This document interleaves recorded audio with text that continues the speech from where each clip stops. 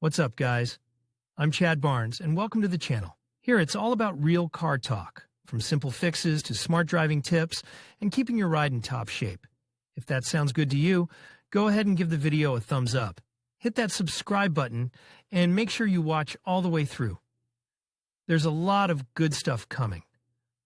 Let's get to it. Business. Everyone knows that the electric car is the cutting edge of modern technology, the future of the progressive world and the quintessence of the latest achievements.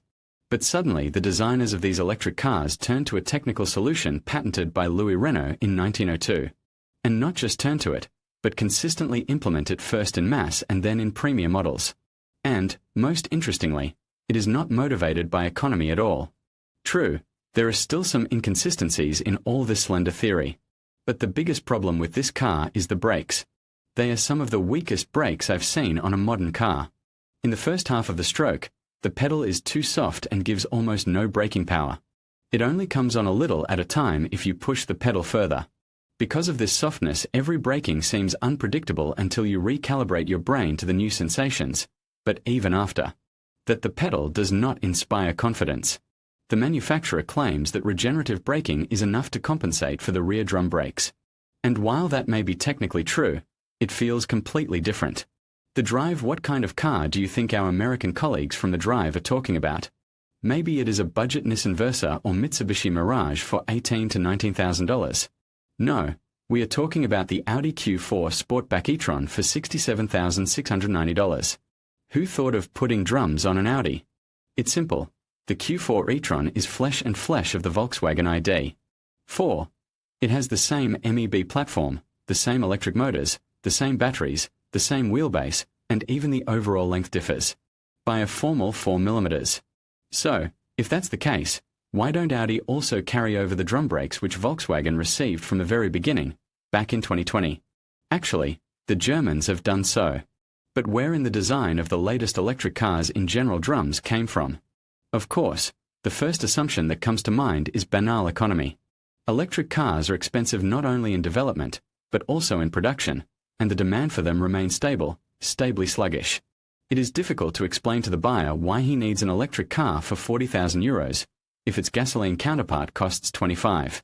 Therefore, logic suggests that in an effort to scrape at least some pennies from the selling price, Volkswagen could resort to such a measure. The second, slightly deeper assumption concerns regeneration. The electric motors on the ID.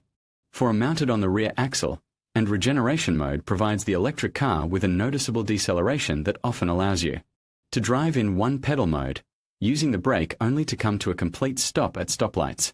So, could it be that engineers have found regeneration so powerful that it more than makes up for the lack of brake performance?